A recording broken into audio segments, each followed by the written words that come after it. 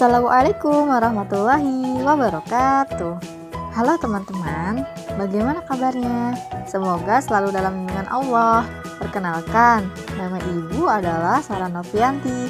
Kali ini, Ibu akan menyampaikan kepada kalian sebuah materi mengenai iman kepada Allah.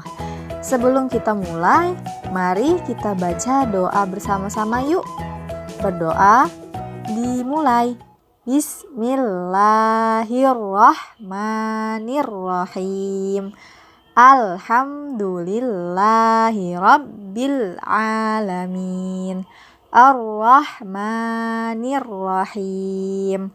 Maliki yaumiddin. Iyyaka na'budu wa iyyaka nasta'in. Ihdinas siratal mustaqim. Siratal ladzina an'amta 'alaihim ghairil maghdubi 'alaihim waladdallin. Alhamdulillah.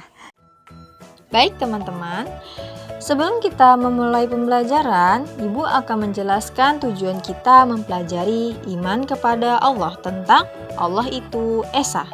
Apa saja sih tujuan kita mempelajari materi ini?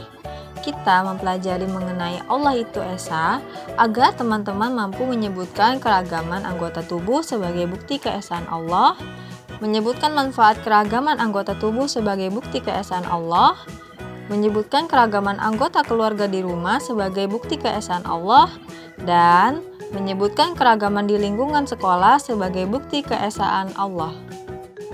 Nah, kita langsung saja yuk mulai pembelajarannya. Silahkan disimak ya teman-teman. Allah itu Esa. Tahukah kamu apa itu Esa? Esa adalah Al-Wahid atau Al-Ahad. Al-Wahid dan Ahad artinya satu. Allah itu Esa memiliki makna Allah itu satu dan tidak ada sekutu baginya. Perhatikan surat Al-Ikhlas ayat 1-4 berikut. A'udzu billahi minasyaitonir rajim.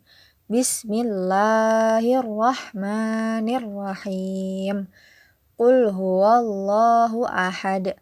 Allahus samad.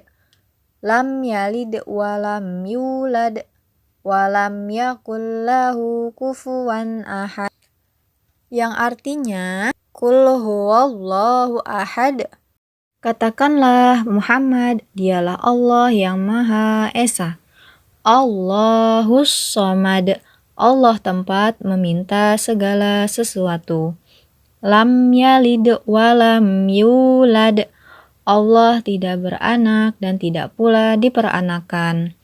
Walam yakul lahu kufuwan ahad, tidak ada sesuatu yang setara dengan Dia. Dalam Quran surat Al-Ikhlas, dari setiap ayat-ayatnya mengandung makna.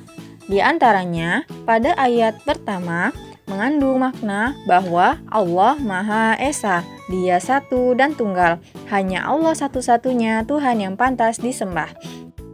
Pada ayat kedua mengandung makna bahwa semua makhluk membutuhkan Allah.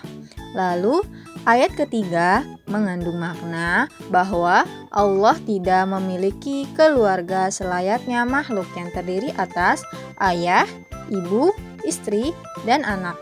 Allah berbeda dengan makhluk ciptaannya. Lalu, yang terakhir, pada ayat keempat, tidak ada satu makhluk pun yang menyamai kedudukan Allah. Mari kita perhatikan diri kita sendiri. Kita memiliki anggota tubuh, yang masing-masing dari anggota tubuh tersebut memiliki fungsinya masing-masing. Apa saja ya? Kita memiliki kedua mata yang berfungsi untuk melihat, telinga untuk mendengar, hidung untuk mencium bau, mulut untuk berbicara, makan, dan minum. tangan untuk memegang sesuatu atau menulis. Dan kaki digunakan untuk berjalan dan berlari.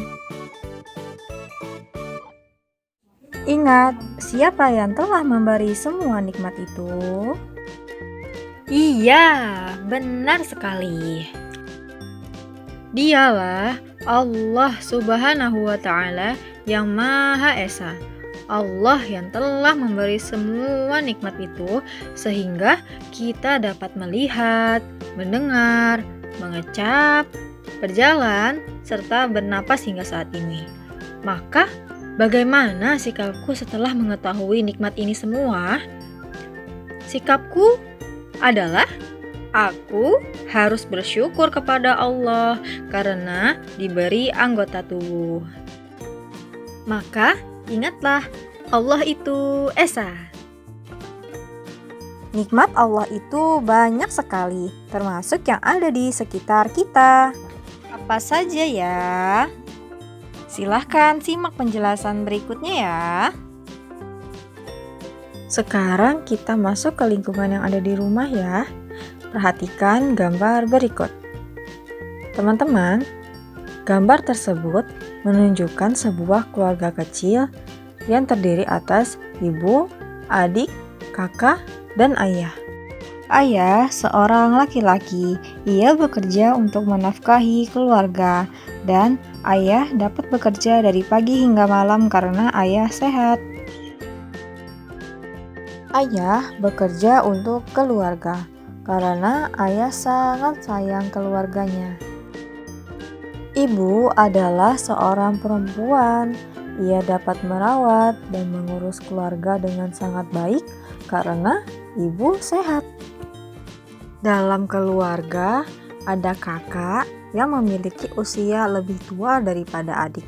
Oleh karena itu, adik menghormati kakak dan kakak menyayangi adik.